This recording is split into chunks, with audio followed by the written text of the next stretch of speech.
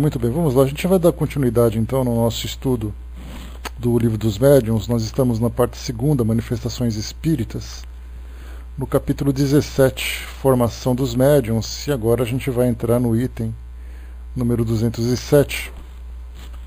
Nós conversamos no nosso encontro anterior sobre formas de estimular um médium ou um pretendente à mediunidade psicográfica, falando sobre o magnetismo. Nós conversamos sobre isso, também sobre a influência que médiums já formados podem exercer no auxílio sobre aqueles, junto àqueles que pretendem trabalhar com a mediunidade. Então Kardec aqui, depois de algumas experiências, obteve alguns resultados e apresentou aqui no Livro dos Médiuns como uma proposta para auxiliar aqueles que pretendem trabalhar nessa área mediúnica. No item número 207, Kardec diz para nós assim, que outro meio que pode também contribuir poderosamente para o desenvolvimento da faculdade consiste em reunir um certo número de pessoas, todas animadas do mesmo desejo e da mesma intenção, todas guardando absoluto silêncio num recolhimento religioso, simultaneamente experimentam escrever, apelando cada qual ao seu anjo guardião ou a algum espírito simpático. Uma delas pode também fazer, sem designação especial, e por todos os membros da reunião, um apelo geral aos espíritos bons, dizendo, por exemplo, em nome de Deus Todo-Poderoso, rogamos aos bons espíritos que se dignem comunicar-se pelas pessoas aqui presentes. É raro que entre elas não haja algumas que deem prontamente sinais de mediunidade, ou mesmo escrevam de maneira fluente e em pouco tempo. É fácil compreender o que se passa nessa circunstância. As pessoas unidas por uma mesma intenção formam um todo coletivo, cujo poder e cuja sensibilidade aumentam por uma espécie de influência magnética que auxilia o desenvolvimento da faculdade. Entre os espíritos atraídos por essa conjugação de vontades, há os que se encontram em meio aos assistentes,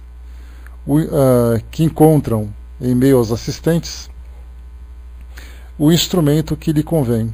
Se não for um, será outro, e eles o aproveitam. Esse meio deve, sobretudo, ser empregado pelos grupos espíritas que não dispõem de médiuns ou que não os têm em número suficiente. Aqui é uma orientação interessante de Kardec, quando ele fala sobre o trabalho de desenvolvimento coletivo, porque ele tem a proposta daqueles que desejam fazer, se submeter a esse processo de desenvolvimento de uma forma individual.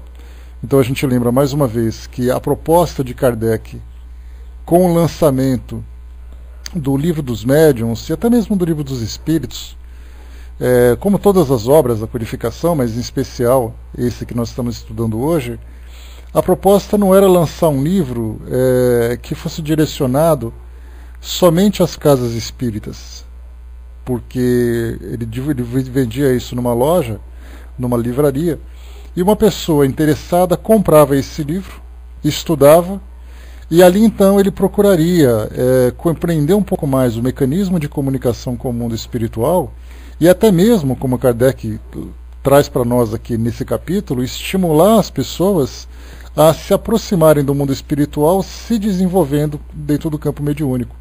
Então a gente vê que naquela época Kardec estimulava as pessoas a buscarem esse desenvolvimento, mesmo que fosse dentro de suas próprias casas. Não era uma indicação que ele apresentava, olha, é importante que você vá a um centro espírita e somente lá você comece a fazer esse exercício.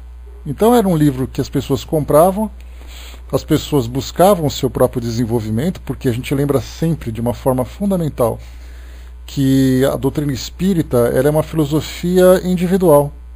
É uma filosofia em que as pessoas começam a ter essa compreensão, começam a estudar. E a formação desses grupos de estudos, desses grupos de trabalho que hoje nós vemos como centros espíritas, têm exatamente esse objetivo, de unificar o pensamento das pessoas, de oferecer essa oportunidade de estudo e oferecer oportunidade de trabalho. Não é como nas religiões tradicionais, onde você somente pode exercer a sua fé participando dos rituais, participando dos sacramentos, estando ali presente naquele ambiente religioso, naquele ambiente sagrado. Então a doutrina espírita era: eu posso, naturalmente, pegar todos os livros da codificação, fazer um estudo pessoal dentro da minha casa, me considerar um bom espírita, sem necessariamente não frequentar nenhum centro espírita. Porque o centro espírita, como eu falei para vocês, é um local de palestras, ótimo. Se eu estiver interessado em palestras, eu vou até lá. É um ambiente onde eu posso realizar tarefas voltadas para assistência social. Eu posso fazer lá como eu posso fazer em qualquer outro local.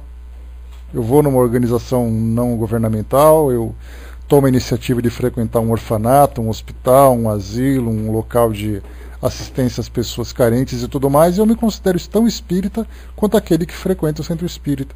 Então, frequentar uma instituição não é uma credencial que vai fazer com que a pessoa se torne mais ou menos espírita. Por isso, é essa diferença daquilo que é o espiritismo e daquilo que é uma religião tradicional. Então, todos esses livros que foram publicados tinham exatamente o objetivo de trazer para as pessoas uma formação pessoal. Se eu tiver oportunidade de, junto com outras pessoas, me desenvolver através de estudos coletivos, de trabalhos coletivos, de reuniões, melhor ainda. Os centros espíritas se tornaram, então, além desses núcleos de estudos e de assistência, também esses grupos de trabalhos mediúnicos. E aí já começa a entrar naquele campo um pouco mais cuidadoso, onde a gente lembra que quanto mais preparado é o ambiente, melhor se desenvolve o trabalho mediúnico, mais seguro para as pessoas, mais eficiente para os próprios espíritos e também muito mais produtivo para os médiuns. Mas isso não significa que seja uma exclusividade, quer dizer que a mediunidade só pode ser realizada dentro de um centro espírita. A maioria das pessoas vão dizer sim, só pode ser realizada lá dentro. Mas a gente lembra sempre que muitos médiuns que escrevem livros que nós compramos, que nós encontramos nas livrarias, escreviam em suas casas. Então a gente vê que reunião mediúnica pode sim ser realizada em casa, desde que se tenha cuidado para isso. E para isso, como a gente já conversou, a recomendação dos espíritos é: evite fazer em casa se você não tem preparo para isso. Porque do contrário você vai acabar se envolvendo com situações que muitas vezes você não vai saber lidar. E um pouco mais para frente Kardec fala sobre isso, de muitos médiuns com esse desejo de entrar em comunicação com o mundo espiritual e sem ter preparo para isso, muitas vezes acaba atraindo espíritos que são levianos, espíritos perturbadores, trazendo algumas consequências bastante negativas pelo fato dele não ter preparo para isso. Por isso, então, a gente lembra sempre, não há restrição de ambiente, não há restrição de horário, não há nenhum tipo de restrição dentro do espiritismo com relação à mediunidade, mas existe uma série de orientações de segurança para que esse exercício seja bem feito e seja produtivo para quem busca esse desenvolvimento, e da mesma forma também proporcionar para os espíritos uma comunicação que seja válida. Então aqui a gente vê que no caso de uma comunicação coletiva, como foi trazido por Kardec, uma recomendação, aqui no último parágrafo: esse meio deve, sobretudo, ser empregado pelos grupos espíritas que não dispõem de médiuns ou que não os têm em número suficiente. Vamos supor a seguinte situação: eu faço parte de um centro espírita pequeno, ou que começou agora, ou que mesmo depois de um certo tempo tinha o seu trabalho voltado para as palestras, para estudos ou para assistência social. E aí então um certo colaborador da equipe conversa com os dirigentes e fala assim: olha, a gente podia tentar uma comunicação. A gente não tem um médium formado para isso, mas a gente tem na nossa casa um ambiente bastante moralizado, bastante espiritualizado, voltado realmente para o bem, voltado para o amor, voltado para a sinceridade no trabalho. Então a gente poderia tentar. Aí o que eles vão fazer? Várias pessoas colaboradoras da equipe vão se juntar naquela salinha mágica, onde são feitas as reuniões. Todos eles se sentam ali em volta da mesa. E aí então eles começam a se colocar à disposição dos espíritos para a comunicação, que embora não tenham um médium formado para isso, eles podem, através desse trabalho coletivo, tentar encontrar algum colaborador que tenha essa sensibilidade que se apresente mais aflorada naquele momento da reunião. Então, pelo fato de todas as pessoas estarem concentradas no mesmo objetivo, pelo fato de todas elas estarem ali vibracionalmente conectadas, estarem também da mesma forma magneticamente conectadas, porque a gente lembra que a irradiação que um exerce sobre o outro tem um efeito bastante significativo. Nesse momento se faz então aquele momento de prece, aquele momento de evocação, e aí pode acontecer de um membro desse grupo começar então a manifestar a psicografia, não que ele vá inicialmente começar a escrever cartas, a escrever mensagens, mas ele começa naquele passo a passo, naquele processo inicial, de começar a rabiscar algumas coisas, de sentir, de ter algumas impressões diferentes, ou mesmo várias pessoas começando a escrever. Como Kardec colocou para nós aqui, deixa eu ver aqui, está aqui, ó, logo no início, só para a gente reforçar aqui a releitura. Outro meio que pode também contribuir poderosamente para o desenvolvimento da faculdade consiste em reunir um certo número de pessoas, todas animadas do mesmo desejo e da mesma intenção, todas guardando silêncio absoluto, num recolhimento religioso, simultaneamente experimentam escrever, apelando cada qual para o seu anjo guardião ou algum espírito simpático. Fácil compreender o que se passa nessa circunstância. As pessoas reunidas por uma mesma intenção formam um grupo coletivo cujo poder e cuja sensibilidade aumentam por uma espécie de influência magnética que auxilia o desenvolvimento da faculdade. Quando a gente estudou sobre a mediunidade de efeitos físicos, Kardec falava sobre os médiuns potentes. O que significa isso? Que muitas vezes um único médium é capaz de produzir um efeito físico, um fenômeno de efeito físico, que 10 pessoas juntas não eram capazes de produzir. Nessas reuniões de desenvolvimento coletivo, pode acontecer de um único médium escrever com absoluta facilidade, enquanto que 5 pessoas, 6 pessoas, por exemplo, se juntam naquele momento para tentar se desenvolverem ou para tentar começar essa comunicação, e apenas um, de uma forma muito precária, começa a se comunicar. E isso mostra o que? A potência, ou não apenas dos fluidos, mas a facilidade com que os espíritos se envolvem, né, ou se aproximam desses médiums. E aí então começa esse trabalho. Naturalmente a gente lembra que é um trabalho a longo prazo, é um trabalho que deve ser sempre com aquelas tentativas, né, rotineiras. Kardec, por exemplo, traz para nós que para aquelas pessoas que tentam se desenvolver sozinhas, individualmente, elas devem fazer uma tentativa de 15, 20 minutos todos os dias, meia hora, todos os dias, de preferência, né, mantendo aquela rotina no mesmo horário, até mesmo para poder facilitar, né, a presença dos espíritos durante aquele momento. Então, todos os dias fazendo isso. Já num trabalho coletivo, num grupo espírita, já fica mais complicado. Isso porque todas as pessoas comparecerem naquele mesmo horário, será que é possível, será que não é? Mas sempre insistindo para que isso aconteça. A partir desse momento já vai começar então a se destacar um ou outro. E ele se destacando, ele já começa então a fazer um trabalho que inicialmente começou de forma coletiva, já começa a se desenvolver individualmente. E então ele já se torna nesse caso um médium do trabalho, um médium da casa.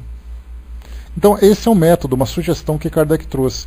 E como a gente colocou para vocês, essa proposta de desenvolver médiums da psicografia, ela serve também para médiums de outras faculdades, como por exemplo da psicofonia.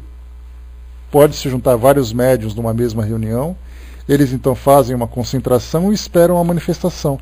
A partir da manifestação, ou individual ou coletiva, eles já começam a destacar quem são os médiums com maior potencial, e a partir daí, dessa identificação, já começam a fazer um trabalho individual, para que não haja aquelas manifestações coletivas dentro da reunião, porque isso seria muito prejudicial para o trabalho.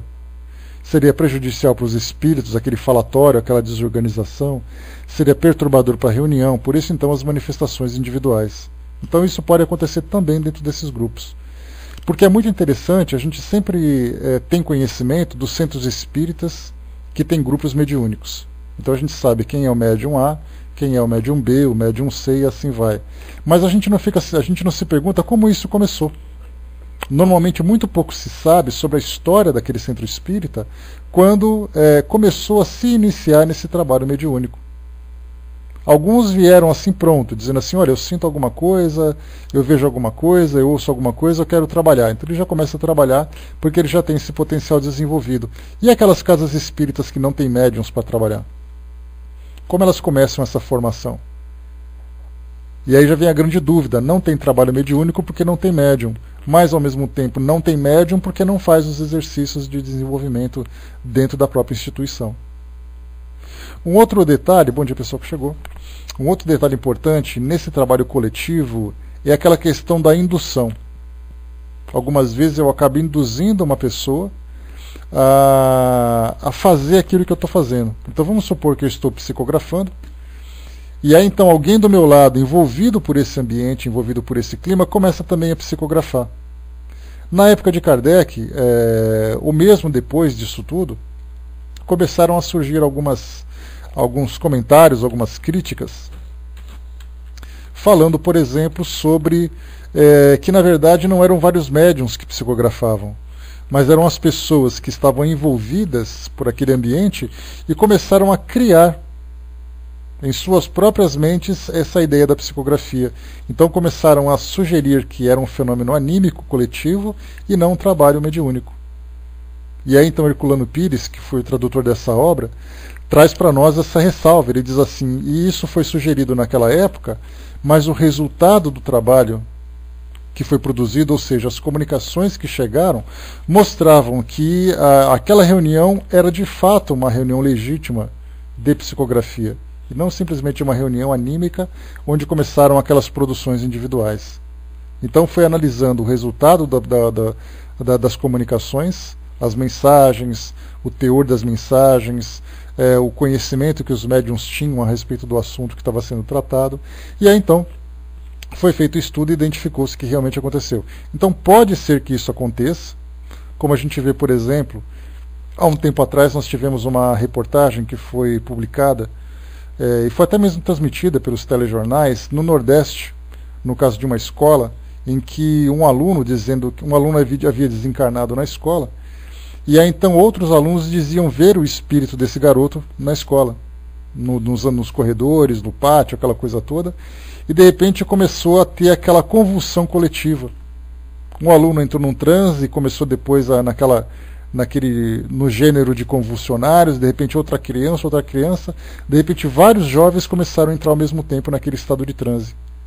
E aí depois tentaram buscar os especialistas para entender o que aconteceu. Aí falaram com o psicólogo, falaram com o religioso, falaram com o espírita, para dar vários tipos de opiniões, né? E os psicólogos naturalmente falavam exatamente dessa questão da influência. Em que quando um aluno, um jovem, entra num estado impressionável como aquele, foi no Ceará, né, assim dizer, eu também não lembro qual é a cidade. É uma cidade pequena que não tem grande conhecimento nacional. Mas uma criança, quando começou imagina uma criança caindo no chão e de repente ela começa ali a ter aquela convulsão. Outras crianças que são impressionáveis, acontece a mesma coisa. A gente vê também acontecendo isso dentro das igrejas evangélicas, principalmente aquelas de cunho pentecostal, onde nós temos ali uma pessoa que naquele estado de transe religioso, ela acaba se jogando no chão, de repente outras pessoas começam a entrar em transe junto. Tudo isso por quê? Porque uma induz psiquicamente a outra a entrar naquele mesmo estado. Agora, naturalmente que esses estados de transe mediúnico podem ser legítimos. Agora também podem ser imaginativos, que é o que acontece nesse caso de desenvolvimento coletivo da psicografia. Um começa a escrever, de repente outros começam a escrever junto. Tem que analisar para saber exatamente se é ou não uma manifestação mediúnica legítima. O Décio colocou para nós aqui, outra também que traz um desconforto danado, mas de um dialogador na reunião, e a maioria das mediúnicas tem mais de um doutrinador, que aí entra naquela contradição, é uma situação bastante problemática também, que várias pessoas querem coordenar um trabalho, várias pessoas têm visões diferentes e acabam depois trazendo realmente ali uma situação constrangedora para o trabalho. Então a gente viu que essa sugestão de Kardec para o desenvolvimento de médiums dentro de um trabalho coletivo. Porque, na verdade, a gente lembra sempre que existe um medo ainda muito grande de lidarmos com o mundo espiritual, mesmo dentro de um centro espírita. A insegurança dos participantes, a falta de experiência, o receio de que aquilo possa trazer algum tipo de problema. Então eles não fazem aqueles cursos de desenvolvimento mediúnico. Eles fazem cursos de estudo, eles fazem cursos para estudo, ou seja, para trazer aquela formação teórica, mas tem aquele receio de trazer o desenvolvimento prático. E aí então Kardec já trouxe aqui, para o caso de algumas situações não darem certo, buscar outros caminhos. Essa é uma recomendação. Bom dia, pessoal que chegou. Item 208. Tem se procurado encontrar processos para a formação de médiums, bem como meios de diagnosticar a mediunidade. Então Kardec já lembrou aqui logo no início desse item que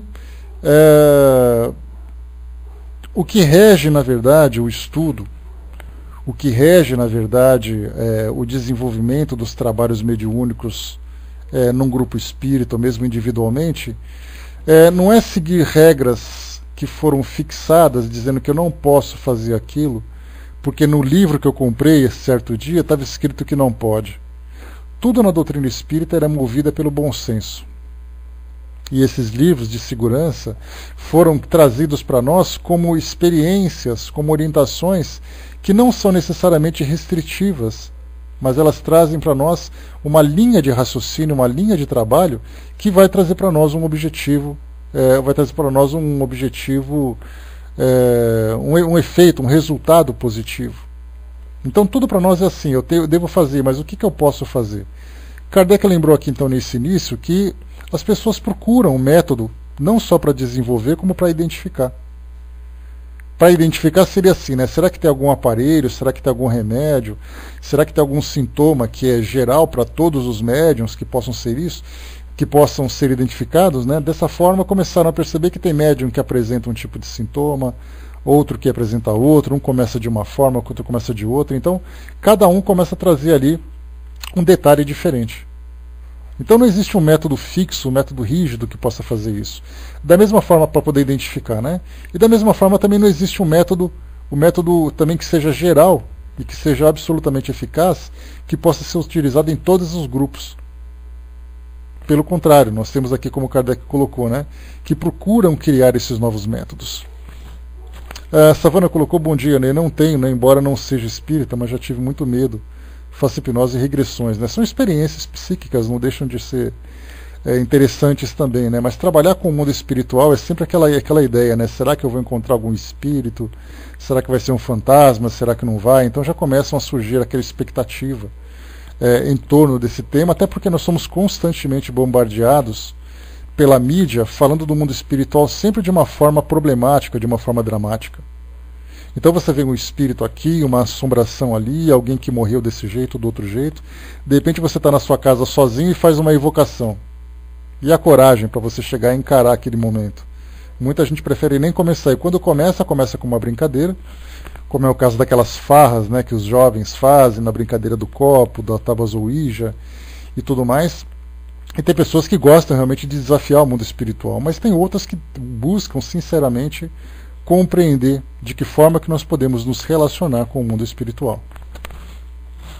Continuando aqui para nós. Tem se procurado encontrar processos para a formação de médiums, bem como meios de diagnosticar a mediunidade. Até o momento, não conhecemos outros mais eficazes do que esses que indicamos.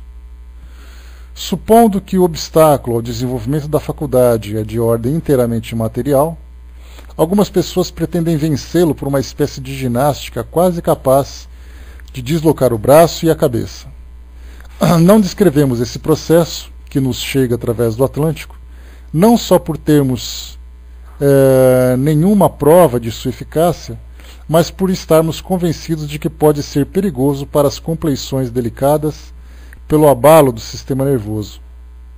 Se não existirem os germes da faculdade, nada a poderá dar, nem mesmo a eletrização das pessoas que sem êxito algum já foi empregada. Aqui Kardec lembra, quando ele fala de mensagem, de notícias que chegaram através do Atlântico, ele falava sobre aquilo que acontecia nos Estados Unidos, por exemplo. Que ao mesmo tempo que nós tínhamos grupos que buscavam desenvolvimento na Europa, nós tínhamos também nos Estados Unidos. E havia aquela comunicação, cada um trazendo ali, né, um relato, uma experiência, coisa e tal. Então, sempre que tinha alguma novidade, Kardec estava ali, né, atento ao que falava. E aqui nesse caso, ele diz que algumas pessoas que tentavam se desenvolver na psicografia, então, por exemplo, se sentava à mesa, tentava escrever, tentava isso, não dava certo, eles começavam a fazer um exercício de alongamento, né, de torcer o braço para cá, de torcer lá para trás. Outros que tentavam fazer algum tipo de concentração, de meditação para ver se dava certo, se não dava, e acabava sempre, né, provocando ali um efeito negativo, porque ele via nisso tudo. Quando nós começamos a estudar aqui no Livro dos Médiuns, a passagem que falava sobre o início da escrita através da psicografia, pelas pranchetas, pela cesta de bico, né, que nós vimos no início, colocava as mãos e tudo mais. Kardec relata aqui no Livro dos Espíritos, no Livro dos Médiuns, que trouxeram para ele um projeto de uma máquina criada com roldanas, com cordões e tudo mais, para tentar fazer com que ela fazer ela escrever sozinha e facilitar a comunicação dos espíritos. Aí Kardec também fala, né, chegaram para nós notícias de umas engenhocas que eles criavam e tal, e também não tinha efeito nenhum. Então eles sempre tentavam esses métodos, né, para ver se dava certo, se não dava. A mesma coisa hoje, né, olha, se você fizer jejum, se você fizer uma novena, se você tomar um banho de sal grosso, isso vai funcionar. Aí Kardec ficava lendo notícias desse tipo para saber exatamente o que as pessoas estavam experimentando pelo mundo afora para tentar se desenvolver como médium, ou para tentar criar uma mediunidade que não possui. E por isso que ele fala, se a pessoa não tem o germe da mediunidade, não há nada que faça ela se tornar médium se ela não tem. Até porque isso, como colocou para nós aqui, é uma questão material.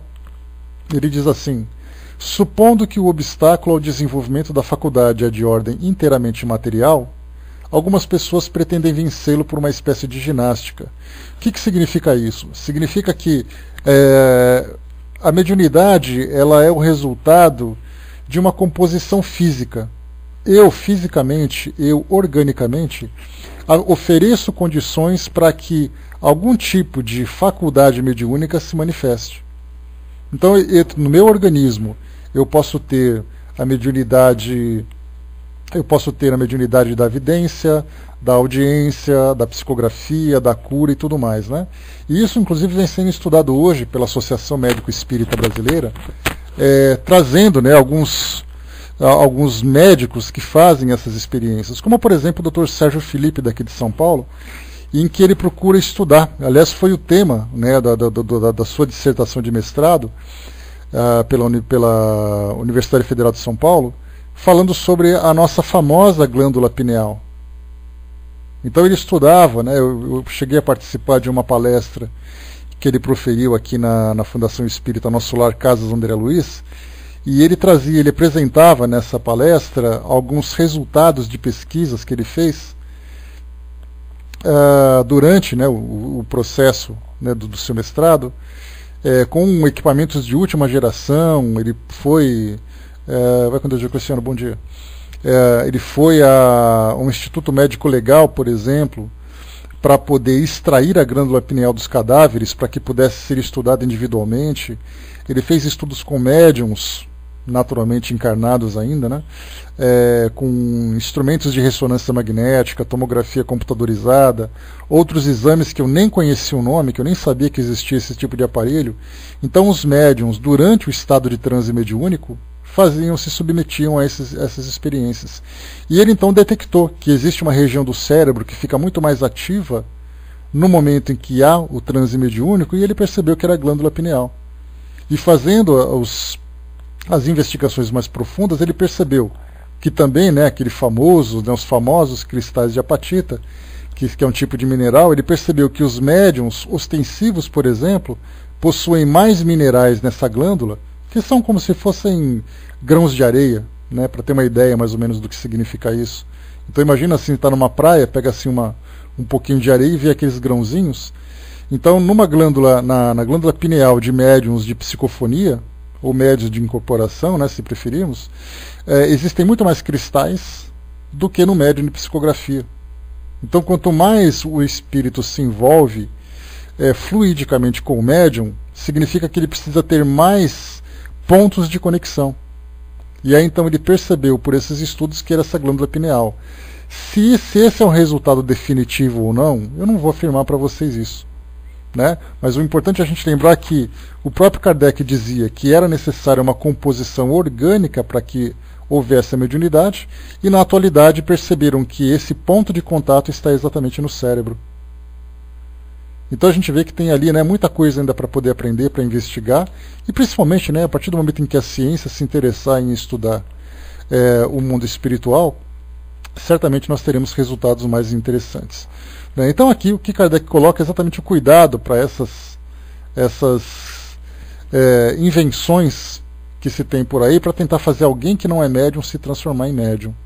Kardec lembrou um pouco antes, num item anterior, que ele dizia que ele conhecia médium que no primeiro dia de contato, no primeiro dia, numa reunião, ou numa tentativa, mesmo que fosse em casa, ele já começava a psicografar. Não eram daquelas mensagens edificantes, mas eram frases, o braço era impulsionado, eram rabiscos, eram desenhos, no primeiro encontro. Já outros, Kardec lembra, que demoraram 6 meses para que houvesse um único rabisco. Enquanto outros, nesse período, então ele dizia, se depois desse período não surgiu nada, desiste. Porque vai ser perda de tempo, porque simplesmente o organismo não oferece condições para esse tipo de comunicação. Deixa eu ver aqui, a Luciana colocou em cima, né, eu não posso aperfeiçoar minha mediunidade. Tudo pode se aperfeiçoar através da mediunidade, né, Luciana? É uma questão de exercício. É a prática que leva à perfeição, como diz o ditado popular. Então, se eu tenho uma mediunidade, uma certa sensibilidade para um ou outro ponto, então eu posso, através de exercícios mentais, através de exercício de concentração, através do exercício prático mesmo, né, me desenvolver. Aliás, esse é um processo, quando se trata da psicografia ou da psicofonia, em especial, nós temos 2 pontos interessantes.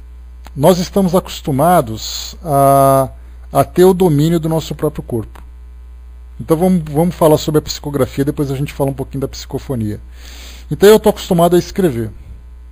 Então se eu vou me submeter a esse exercício de desenvolvimento, eu tenho que ficar naquela posição, né, sentado à mesa, com o papel à frente, segurando um lápis, com o braço relaxado. Em determinado momento, supondo que eu tenha essa propensão a ser um médium escrevente ou ser um médium psicógrafo, o meu braço começa a dar aquele impulso. Qual que é o meu reflexo natural?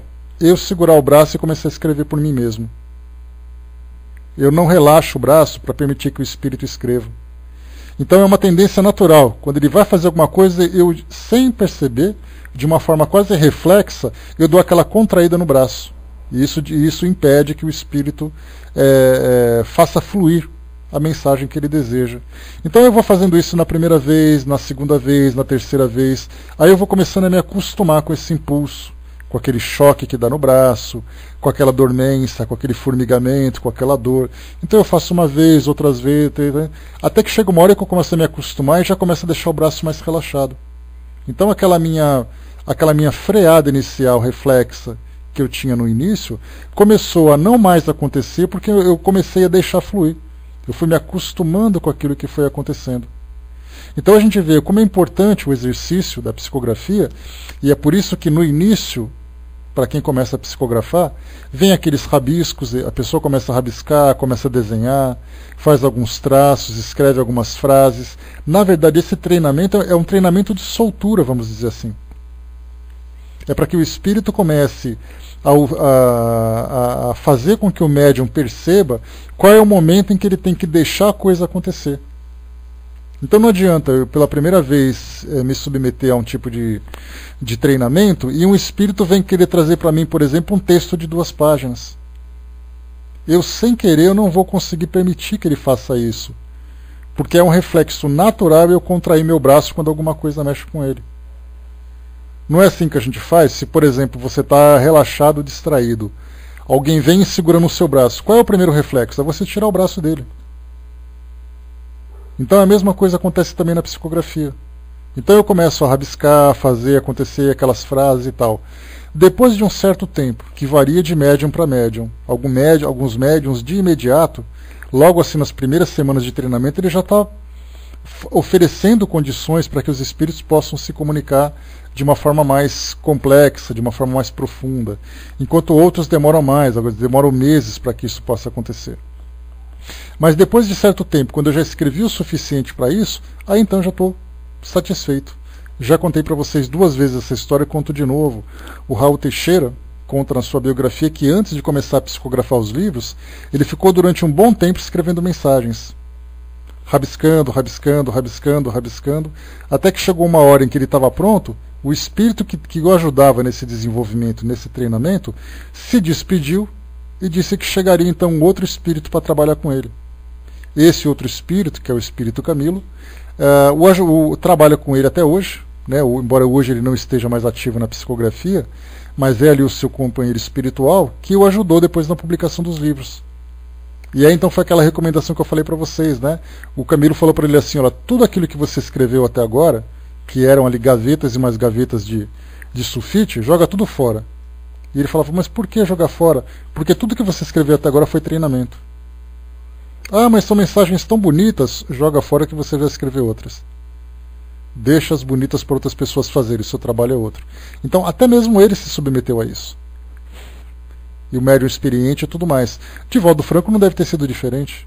Também começou com as psicografias, aquelas mensagens bonitinhas logo no começo e tudo mais, até que chegou uma hora, e aí então começou a fluir de uma forma mais natural. Jorge colocou, bom dia Jorge. Não sei se minha pergunta seria pertinente ao tema. O médium que passa a sofrer Alzheimer teria algo no mundo espiritual? Seria um retrocesso? O Alzheimer, na verdade, ele é uma doença orgânica, né? Se ela está vinculada a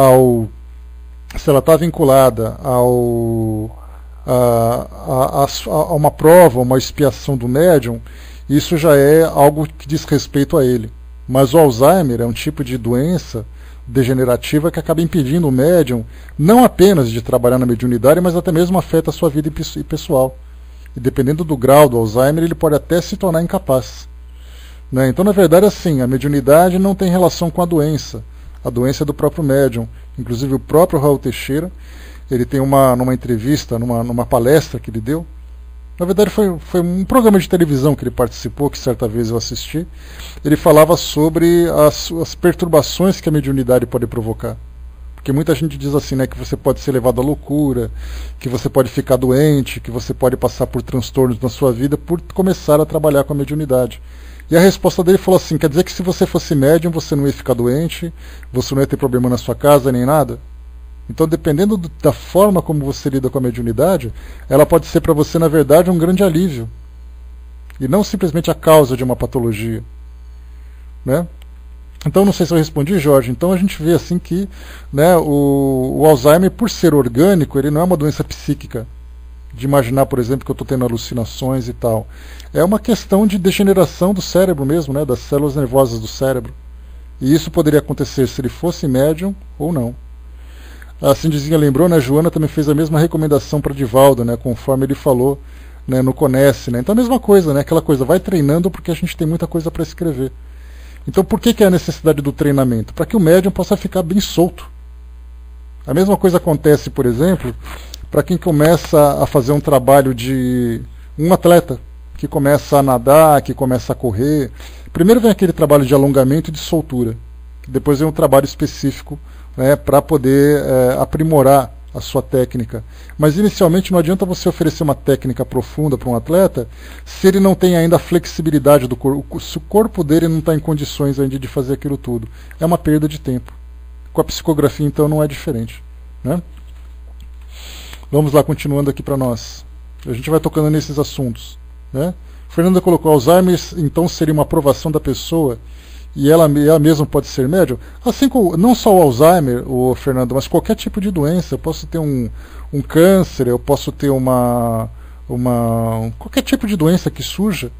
A doença, a gente lembra sempre, ela se caracteriza como uma prova, como uma expiação, um AVC, qualquer coisa, né? Qualquer paciente qualquer pessoa que se submeta a uma doença dessa, isso faz parte da sua própria história. Porque a gente lembra que você ficar doente, e ainda mais uma doença incapacitante como essas, o Chico Xavier, por exemplo, que tinha aquele glaucoma na sua vista, o próprio Divaldo Franco, o próprio Raul Teixeira, que passou por esse aneurisma agora, para eles viverem durante tanto tempo com aquele impedimento, com a doença que provoca dor. No caso do Chico, ele conta na sua biografia que aquele olho dele era um transtorno. Ele tinha que ficar tomando remédio o tempo todo porque doía demais os olhos. E de repente o Raul Teixeira, que a gente pensa, é um trabalhador incansável, é uma pessoa de bem, né? Ele ajudou ali na fundação do Remanso Fraterno, tinha um trabalho social enorme, ajudou um monte de pessoas e tal. De repente ele fica incapacitado com aneurisma. Por que isso tudo? Certamente isso faz parte do seu histórico, faz parte de suas necessidades. O que ele precisa alcançar vivendo esse tipo de doença, isso a gente não sabe, e não adianta a gente especular, porque, como eu falo para vocês, a gente não sabe nem por que a gente passa pelos nossos próprios problemas. Imagina se a gente vai querer adivinhar por que os outros passam pelos problemas dele. Né? Então a gente tem essa tendência, né? Não, fulano morreu daquele jeito porque ele fazia tal coisa. Aí depois, quando eu passo por uma doença, eu não sei por que eu estou passando por essa doença. Né? Certamente que sim, né? O importante é a evolução. Agora, evoluir em que aspecto, por que tem que passar por isso, por aquilo, isso a gente já não sabe. Né? O cronograma dele, exatamente. Bom dia, pessoal que chegou. Continuando aqui para nós. 209. A fé não é condição obrigatória para o iniciante. Olha só que interessante esse comentário de Kardec. Muitas vezes a gente pensa que somente assim aqueles grandes espíritas são aqueles que têm capacidade de se envolver com os trabalhos mediúnicos. E Kardec coloca exatamente aqui uma condição contrária.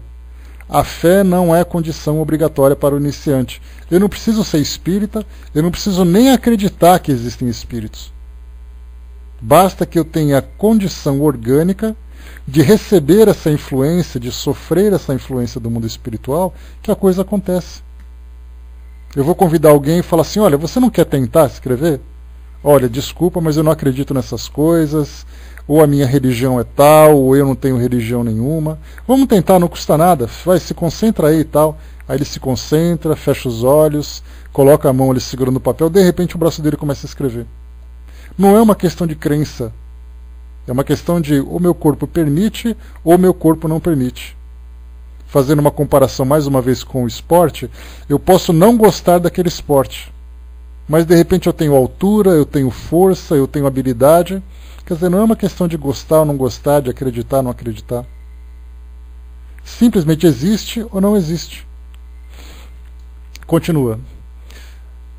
Ela, a fé, secunda os esforços, ou seja, ajuda nos esforços, não há dúvida, mas não é indispensável. A pureza de intenção, o desejo e a vontade bastam.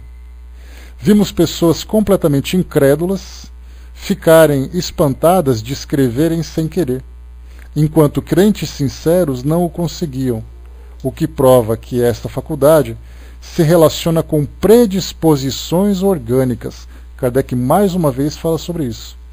Então, se um dia alguém perguntar para você, ser médium é uma questão espiritual ou uma questão física? É uma questão física. Se eu pudesse trocar de corpo, eu sou um médium ostensivo e pudesse trocar de corpo com uma pessoa que tem um corpo que não tem a predisposição para a mediunidade, eu simplesmente vou deixar de ser médium. Certa vez teve um debate interessante que eu ouvi, exatamente em torno desse estudo da glândula pineal. E aí disseram assim: quer dizer que se eu pudesse abrir o cérebro de alguém e retirar a glândula pineal dele, ele deixaria de ser médium? Aí aqueles que defendiam a ideia diziam, não, ele não vai deixar de ser médium. Então essa história de dizer que é a glândula pineal que fala sobre isso, é tudo bobagem. Só que na verdade pode ser a glândula pineal, mas pode ser um conjunto de elementos no corpo físico que faz com que isso aconteça. O que foi detectado dessa glândula foi que ela tem uma reação durante o transe mediúnico. E aí começaram então a prestar um pouco mais de atenção nela. Para quem quiser conhecer um pouquinho mais sobre isso, dá uma chegadinha no YouTube, coloca ali Sérgio Felipe, que é o nome do médico, e coloca glândula pineal. Vão aparecer ali algumas palestras dele falando sobre esse assunto. Aí vocês vão se inteirar um pouco mais para quem não conhece ainda. Tá? Jorge colocou para nós, posso dar como exemplo meu tio, que era ateu, mas começou a psicografar quando voltou da Alemanha. Quer dizer, imagina o espanto dele. Né? E tem algumas pessoas que começam realmente a se aproximar do espiritismo a partir dessas manifestações, como tem pessoas que são completamente indiferentes. Certo dia eu estava lá na minha casa, de repente eu percebi que as coisas começaram a ficar meio escuras assim à minha volta, eu apaguei. Quando eu acordei tinha um monte de coisa escrita. Mas eu não sou espírita, não quero ser espírita, tenho medo disso, e ele nunca mais começou a mexer. E a psicografia estava ali, ó, real, para ele poder ver o que ele próprio fez. Aí ele vai achar que é loucura, que ele teve ali um momento de apagão e sei lá o que aconteceu. Ele sempre vai tentar arrumar uma justificativa para isso tudo. E o que a gente vê, né, tem pessoas que não são médiums que desejam ser, enquanto que tem outras que não são médiums e que são médiums e desejam não ser. Principalmente aquelas que nem sequer têm qualquer envolvimento com a doutrina espírita. Né? Ele inclusive chamava de correio sem selo, né? Pois é, né? Olha só que interessante. Então é uma experiência assim, que a gente vê dessas e tantas outras que nós temos por aí. E continua para nós aqui. Agora vem um texto um pouco mais longo, mas que vale a pena a leitura para nós. Item 210. A gente está estudando o livro dos médiuns, né? O item número 210. Dinéia, bom dia. Né? O espiritismo é muito misturado com o espiritualismo. A gente pensa o seguinte, Dinéia, é sempre importante a gente fazer uma diferença. O que é o espiritismo, o que é o espiritualismo. Tá? A gente vai fazer só uma abordagem rápida para a gente não desviar muito do tema. Existem dois segmentos na humanidade, no nosso planeta. Existem aqueles que acreditam que existe alguma coisa além da morte, e existem aqueles que não acreditam em nada além da morte. Esses que não acreditam em nada, nós podemos chamar de materialistas, de ateus, até agnóstico, para alguns casos. E aqueles que acreditam que há alguma coisa são chamados de espiritualistas. Então o que nós entendemos? Que espiritualistas são todas as religiões. O catolicismo é espiritualista. Por quê? Porque ele acredita no espírito. Então o espiritualismo é para aquelas linhas de pensamento que acreditam que o espírito continua vivo. Então, o catolicismo, o espírito continua vivo. Como que ele continua vivo? Ele vai para o céu, para o inferno, para o purgatório, não importa, ele continua vivo. Para um evangélico, o espírito continua vivo? Continua, porque ele vai para o paraíso, ficar com Jesus, ou ele vai ficar para o inferno tal. O islamismo acredita no espírito? Acredita, porque ele vai lá ficar com as 7 virgens, não sei aonde, coisa e tal. Então, na verdade, assim como o espiritismo, todas as outras religiões também acreditam na existência do espírito, na continuidade do espírito. Não importa, aí já não importa para nós o que cada religião fala sobre o espírito. Basta que elas acreditem que o espírito continua vivo, que já é o suficiente. Se vai reencarnar, se não vai, se ele vai para nosso lar, se ele vai para o céu, se ele vai ficar andando de um lado para o outro, não importa. O que importa é, você acredita que o espírito continua vivo? Então você é espiritualista. Consequentemente, nós espíritas somos espiritualistas, mas seguindo o pensamento, seguindo a filosofia do espiritismo. Os católicos são espiritualistas, mas seguem o pensamento da filosofia católica. Então essa é a diferença entre um e outro. Então se a gente pensar, aqui em São Paulo, por exemplo, nós temos a Universidade de São Paulo, a USP. Vamos pensar que a Universidade de São Paulo é espiritualista. e que cada faculdade dentro, nós temos a faculdade de medicina, a faculdade de engenharia, faculdade disso, faculdade daquilo, cada faculdade tem a sua especialidade. Então, de modo geral, é isso que a gente tem que pensar. Não é complicado, é até mais fácil. Então pensa, você acredita em espírito? Acredito. Então você é espiritualista. Mas o que você pensa do espírita, do espírito? Aí você já começa a entrar em cada uma das religiões. Então todas as religiões são espiritualistas. Mas cada religião tem a sua própria filosofia. A mesma coisa acontece com o budismo, todo tipo de pensamento que envolve o espírito, estamos lá. Mas se formos ler Kardec, misturamos tudo. Não, pelo contrário, a gente diferencia bem. Exatamente porque o espiritismo ele não é uma religião dentro dos padrões tradicionais, ele é uma filosofia, né? Então essa é a diferença entre um e outro, tá? Mas numa outra oportunidade a gente pode voltar a falar um pouquinho mais especificamente sobre esse assunto. Aí eu posso dar mais exemplos para vocês, tá legal? Vamos lá então. 210. Nega colocou, bom dia nega, né? Reencarnação nem todos os espiritualistas acreditam, sim. Então, eu posso ser espiritualista sem ser espírita, mas eu sou espírita também como espiritualista. E, aliás, por falta de entendimento, como a gente já comentou, por falta das pessoas não compreenderem o que significa ser espiritualista, se você fala para alguém de uma outra religião que ele é espiritualista, ele vai falar, Deus me livre, eu não sou isso não, eu sou católico. Quer dizer, nem ele compreende o que significa ser espiritualista. Ser espiritualista não quer dizer ser espírita. Essa é a diferença, né? Então, todas as religiões são espiritualistas. Deixa eu ver aqui, Araci colocou, né? Kardec explica bem isso na introdução do Livro dos Espíritos ou no Evangelho. Na introdução do Livro dos Espíritos ele fala sobre isso. Ele fala que o Espiritismo é uma cadeira, né? Ou seja, é um curso da grande universidade espiritualista. Exatamente assim que ele se coloca, dando essa explicação. Certo? Vamos lá então. 210. O primeiro indício da disposição para escrever é uma espécie de frêmito no braço e na mão. O que significa isso? Quando a gente fala sobre os médiuns psicógrafos, temos ali vários sintomas diferentes, né? Esses sintomas, tem aquelas pessoas que sentem dor no braço, tem pessoas que sentem formigamento, tem pessoas que sentem um peso muito grande, tem pessoas que dizem assim, nossa, meu braço parece que está carregando um chumbo. Por que isso tudo? Porque começa a sentir aquele incômodo, e ele mexe para cá, levanta o braço, mexe as mãos, abre e fecha para ver se passa aquela coisa toda, e isso tudo na verdade pode acontecer com médiums, como já relatos que eu já trouxe para vocês, de médium que vai psicografar à noite, num determinado dia de trabalho na casa espírita, vamos supor que a reunião seja 8 horas da noite. E aí então, desde cedo, às 7 horas da manhã, ele já começa a sentir o braço formigar. Começa a sentir o braço doer, e passa o dia inteiro naquele incômodo e coisa e tal. E aí quando chega a noite, depois que ele psicografa, ele volta para casa sem nenhum tipo de sensação. Então ele já começa a perceber se ele vai produzir alguma coisa à noite ou não, por esse sintoma que normalmente ele sente no dia do trabalho. Então tem pessoas que sentem dessa forma, tem pessoas que não sentem nada, e quando chegam à noite já começam então a sentir, né, no momento da psicografia. Tem médiums que desde cedo não sentem nada, quando chega à noite na reunião, ficam parados ali, um olhando para a cara do outro e não faz absolutamente nada. Tá. Pessoal, dá só um instantinho, por gentileza, aqui. Só atender uma ligação rapidinho. Então a gente falava aqui sobre... aqui.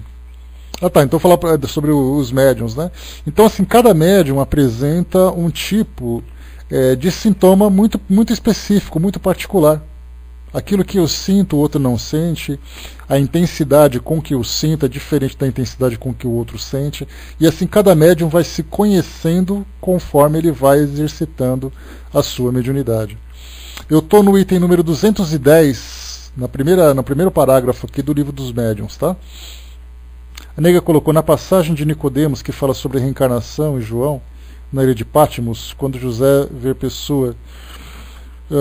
pessoas que morreu, Não entendi sua pergunta, o Nega.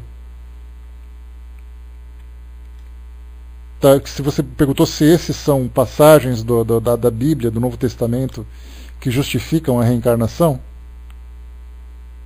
É isso que você quer estar perguntando? Olha, para nós sim, tá, Nega? Mas se você perguntar, por exemplo, para o pastor evangélico de que forma que ele vai interpretar isso, ele vai te dar outra interpretação. Tá? Então é muito difícil a gente chegar e simplesmente dizer que a resposta está clara, está definitiva, inquestionável na Bíblia, né? Porque pelo fato dela falar muito em linguagem figurada e pelo fato dela ser muito interpretativa, cada um interpreta do seu bel prazer. Para nós está muito claro, para outros não está muito claro. Assim como tem passagens que falam, por exemplo, né, que só é dado ao homem nascer uma vez.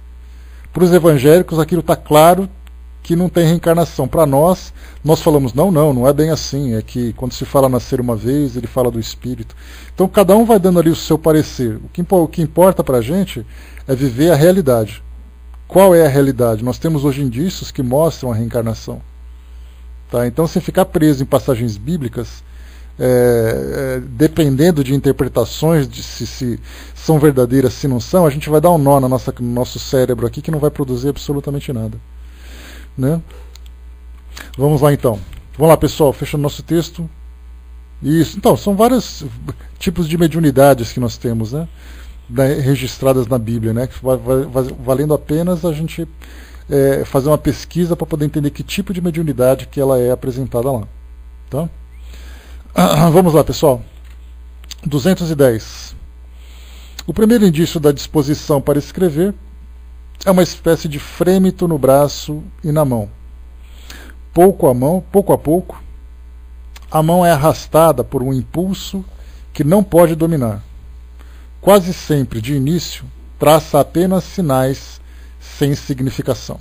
Tá, pessoal, vamos nos ater ao tema aqui para não desviar o assunto. Depois a gente volta a falar desse outro tema numa outra oportunidade, tudo bem? Senão a gente acaba se perdendo aqui depois no estudo do Livro dos Médiuns. Vamos lá. Então aqui mais uma vez, né, olha, a mão é arrastada por um impulso que não pode dominar. Esse caso a gente tem assim, para aqueles médiuns que têm uma ostensividade maior, acaba tendo um arrastamento assim que ele não pode controlar. Como a gente viu no capítulo 16, que tem aquela sinopse sobre os vários tipos de mediunidade, os vários tipos de médiuns e tudo mais, nós temos ali aqueles médiuns que são calmos e os médiuns violentos. Vocês se lembram, né? E aí então tem aqueles casos em que tem médiuns que logo no começo sente um impulso tão grande na mão que bate o lápis com força, que rasga o papel, que quebra a ponta, e a pessoa fica apavorada. Porque ela imaginava que é igual Chico Xavier, que ela vai começar a escrever com tranquilidade, com aquela harmonia toda e tudo mais, né? Só que na verdade ele começa de imediato sofrer aquele choque e ver a coisa pavorosa pro lado dele, né? Então ele já começa a ficar preocupado com aquilo que ele vai desenvolver. Então alguns têm essa facilidade, outros em contrapartida acabam não tendo absolutamente nada. É aquele caso em que o braço apenas dá uma mexidinha. É como se ele estivesse colocando ali um eletrodo, e esse eletrodo desse aquele impulso eletromagnético, né, de fisioterapia, para quem já fez sabe como é que é, né? Coloca aquele TENS, né, que é aquele aparelho de eletroterapia, aí o braço começa a dar aquele choquinho, e ele só sente isso. O braço não anda de um lado para o outro, não faz nada. Então ele fica apenas, né, naquela tentativa, e aí vai a necessidade dele começar a exercitar cada vez mais para ver se ele consegue aumentar, né, a facilidade para a psicografia. Porque tem médiuns que ou tem pessoas que mesmo tentando durante muito tempo, o braço não produz mais do que aquilo que foi mostrado naquele momento. Então, na verdade, é um médium que não tem muita produção, né? Você colocou as diferenças também na escrita conforme o espírito comunicante. A gente vai estudar um pouquinho sobre isso também. Aqui nesse mesmo capítulo nós temos um item que fala sobre mudanças de caligrafia. A gente vai ver como é isso tudo. Tá? Porque existe, Araci, não apenas letra diferente conforme o espírito, mas há também, exatamente dessa, médiuns polígrafos, né? Mas há também situações em que os espíritos começam a se comunicar de uma forma mecânica ou de uma forma semi-mecânica ou de uma forma intuitiva. Porque tem espíritos que se comunicam com o médium através da sua, né, de mente a mente. Aí, então a caligrafia do médium. Tem espírito que envolve o médium com mais facilidade, que faz com que a caligrafia se torne a do espírito. Então são várias situações que vão mostrar a questão das letras, a forma como escreve, a linguagem inclusive. Se é de uma forma intuitiva, o espírito me fala pelo pensamento e eu escrevo o que eu quero. Então eu vou escrever quase que do meu jeito que o espírito está falando. Já de uma forma semi-mecânica, o espírito vai pegar meu braço e vai escrever. Então ele vai escrever do jeito dele. Então a gente vê quantos detalhes devem ser observados nesse trabalho de psicografia. Né, o Júnior colocou, bom dia Júnior, abraço. Por isso que ser médium muitas vezes não é nada fácil. Ledo engano daqueles que imaginam ser algo fácil, né? Sabe por que, Júnior, que tem essa visão de facilidade? É porque quando a gente vê na televisão esses médiums que estão prontos, se falamos, por exemplo, né, de médiums de psicopictografia, de pintura mediúnica, a gente tem visto na televisão recentemente médiums que participam de programas, dando entrevistas e pintando aqueles quadros e tal. Aí alguém fala assim, poxa vida, eu realmente senti, né? Eu senti vontade de pintar alguma coisa. Ele acha que na primeira coisa que ele vai fazer, vai aparecer ali um Van Gogh, vai aparecer ali um Renoir e vai pintar um quadro para ele. Mal sabe ele que ele vai desenhar aquele bonequinho assim que tem uma cabecinha, um pauzinho, 3, 4, 2 bracinhos, 2 perninhas e só. Ele acha que ele vai pintar quadros com vasos, com coisas e tal. É a mesma coisa. O trabalho de pintura acontece da mesma forma que acontece com a escrita. É um outro exemplo que a gente pode ver agora. Então a pessoa vai comprar aquele monte de papel, um monte de tela, de tinta, vai pintar só aquelas coisas feias, borradas e tudo mais. É aquele processo de soltura. É aquele processo de afinização. Para que quando o médium estiver pronto, aí sim vem os pintores, que são aqueles pintores classificados para isso. Porque do contrário, é aqueles professores de pintura, que vai te ensinar apenas alguns movimentos para poder facilitar o trabalho. Né? O Armando colocou aqui, né, vai estrear na TV Gazeta no programa Mulheres, um quadro, né, onde o médium faz pinturas mediúnicas. Agora eu não lembro se vai ser aos sábados, né, consultar o site. Eu trouxe para vocês essa informação, Armando, nessa semana agora, eu cheguei até a assistir. É o médium Lívio Barbosa, e é um trabalho que ele se desenvolve da seguinte forma. Existem ali as pessoas, né, participantes do auditório, um pequeno grupo que é selecionado. Essa pessoa vai com o médium até a tela, e o médium capta, né, a imagem que é registrada na mente daquela pessoa, e ele desenha a pessoa, desenha ali a figura de uma pessoa, e ele afirma que essa imagem representa aquela pessoa numa encarnação anterior. Então quem fez isso também foi o médium Germano Heder. Ele faz a mesma coisa, ele desenha uma pessoa, aí você olha e ele fala assim, ó, isso aqui foi você na reencarnação passada. E aí então, nesse caso o Lívio Barbosa, depois ele vai conversar com a pessoa dizendo quem ela foi, onde ela viveu, qual é o drama que ela traz agora. Né? Então eu também não sei qual é o dia que vai ter, mas eu sei que ele veio no mês de fevereiro. Dá uma olhadinha aqui nesse site, ó. Lá no nosso espiridige.net/mídia.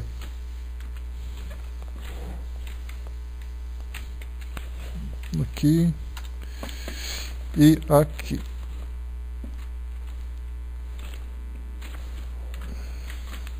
Só um instantinho. Tá aqui, ó. Dê uma chegadinha nesse site que eu coloquei para vocês aí, www.espiridige.net/mídia. E logo no começo, onde tem as atualizações, eu coloquei vários endereços. Dá uma procuradinha de novo, Acerfal. Tá atualizado, tá direitinho lá. É o programa Mulheres, o médium Lívio Barbosa e o médium Germano Heder. Depois a gente vai falar um pouquinho sobre a diferença desses dois médiums, que é uma diferença bem interessante. Enquanto que um trabalha incorporado, vamos dizer assim, o outro trabalha apenas de uma forma mecânica. Então a mão dele pinta, mas ele conversa naturalmente como se nada tivesse acontecendo. Então a gente vê assim a diferença de uma coisa para outra. Obrigado, Cinzinho. Tá, depois vocês dão uma pesquisadinha lá naturalmente depois do nosso estudo.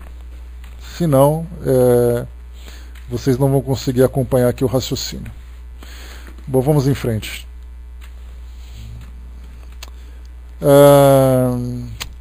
Está aqui, ó. Pouco a pouco a mão é arrastada por um impulso que não pode dominar. Quase sempre, de início, traça apenas sinais sem significação. Depois, os caracteres se tornam mais precisos e, por fim, a escrita se processa com a rapidez da escrita normal. Mas é sempre necessário abandonar a mão ao seu movimento natural, não embaraçando-a nem propelindo-a.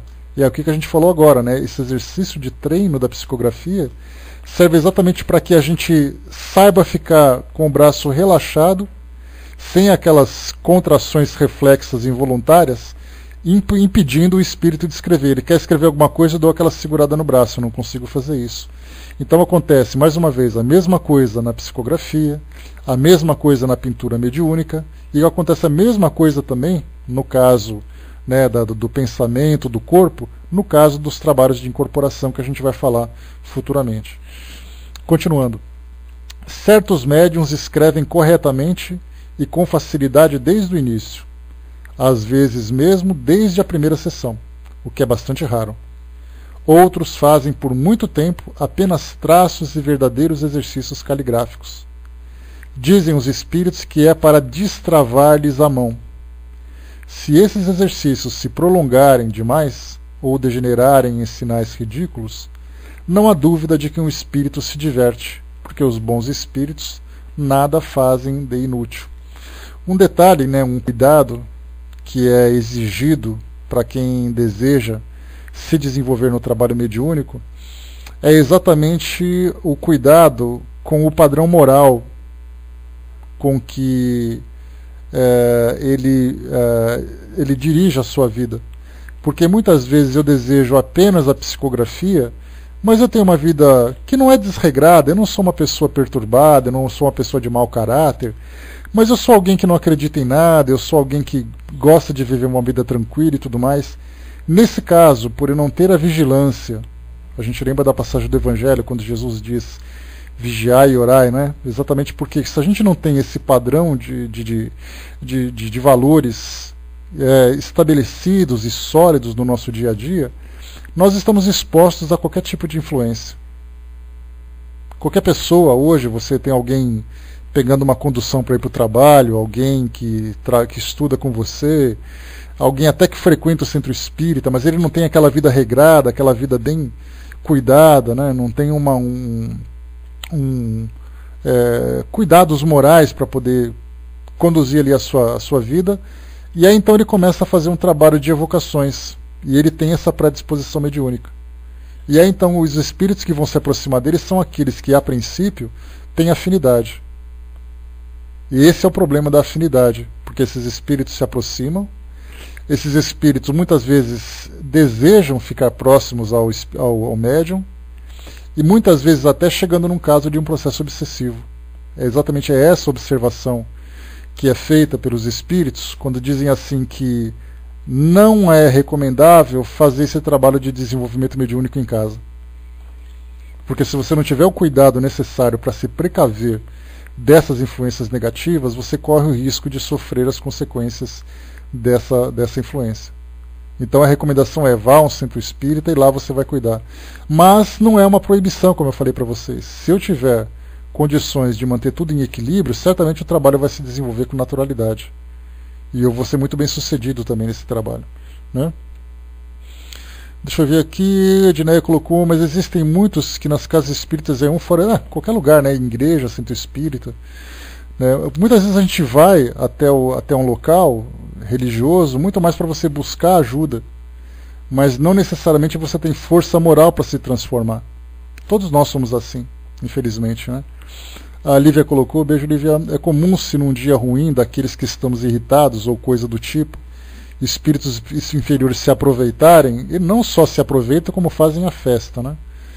Porque quando a gente tem aquele padrão elevado, esse momento de irritação é aquele momento em que a gente tem que manter a concentração, a gente tem que fortalecer a nossa fé para que não haja essa influência negativa, né? Vamos em frente. Deixa eu ver aqui, continua. Nesse caso, no caso de espíritos que não são bons, provocarem essa influência negativa para quem está se desenvolvendo, nesse caso deve-se redobrar o fervor no apelo aos espíritos bons. Se apesar disso não houver modificação, é necessário parar, desde que nada se obtém de sério. Pode-se fazer uma tentativa diariamente, mas convém cessar aos primeiros sinais equívocos, para não se dar oportunidade aos espíritos zombeteiros. Aqui é um daqueles casos em que a pessoa começa a fazer o desenvolvimento em casa e percebe que os resultados não são lá, né, muito proveitosos, pelo contrário, são incômodos, inconvenientes. Nesse caso, a pessoa deve cessar de fazer esse trabalho individual e começar a buscar a orientação de um centro espírita. Porque lá sim ela vai ter a orientação dos instrutores espirituais e também dos próprios instrutores do trabalho. E além de ter ali a proteção da casa para esse tipo de tarefa. Há casos, para a gente ter uma ideia, de médiums que são tão ostensivos, no caso da psicografia, que sem querer acabam psicografando ameaças contra a sua própria vida. Já comentei com vocês de uma adolescente, neta de uma amiga, que conversando com ela falou exatamente isso. Ela estava na escola, prestando atenção na lousa, de repente o braço dela começou a escrever, e aí então ela foi ler o que estava escrito assim: você vai morrer. Uma garota de 14 anos de idade. Então a gente vê o que? É um processo obsessivo, né, de influência espiritual, sobre o caso de uma adolescente que é médium ostensivo. E então a primeira recomendação é o que? Trabalho do Evangelho no lar, é o trabalho de frequentar uma mocidade, de orientação espiritual, de fazer um tratamento espiritual. Então já vem todo aquele processo para poder ali harmonizar aquela jovem. Bom, pessoal, fechamos por aqui, né, o nosso trabalho, para a gente não estourar aqui no nosso tempo, que já está praticamente estourado. A gente começou no item 210, né, tudo preparo, apoio e tudo mais, né? Então a gente fecha por aqui o nosso trabalho, o item número 210, tem bastante coisa para a gente ver ainda nesse ponto. E valeu a participação de vocês, né? A gente vai, na próxima quarta-feira, dar continuidade nesse estudo. Lembrando que amanhã, de terça e quinta-feira, a gente estuda o livro Obras Póstumas. De segunda e quarta estuda o livro dos médiuns. E de sexta-feira a gente faz o nosso Evangelho no Lar, né, que são as nossas reflexões semanais. Então amanhã a gente tem de volta o Obras Póstumas e quarta-feira dando continuidade no nosso estudo do o livro dos médiuns, né? É bacana a gente estudar essa parte de mediunidade. Evangelho no Lar, sexta-feira, nega. Quando a gente faz o estudo dessa parte prática da mediunidade, ela é muito legal, porque ela apresenta para nós um universo que normalmente a gente não conhece. Quando se fala sobre mediunidade, a gente conhece aquilo que é mostrado na televisão, aquilo que a gente lê na literatura, ou aquilo que a gente ouve falar.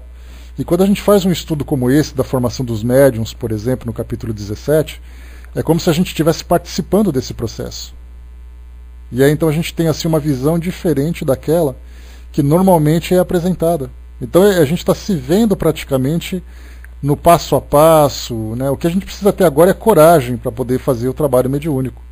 Porque aí já é uma outra história, né? Porque a gente não tem essa coragem. Então muita gente diz assim: olha, eu não tenho coragem de fazer em casa, mas eu gostaria de fazer no centro espírita. Aí eu vou no centro espírita, chego lá e eles não me dão a oportunidade de desenvolver. Nós tivemos uma palestra esse fim de semana com o Richard Simonetti, que é um grande conhecedor da mediunidade, lá na cidade de onde que ele é, meu Deus? Quem sabe de onde é o Richard Simonetti? Ele não é de Matão, não é de Franca? Bauru, obrigado, Écio.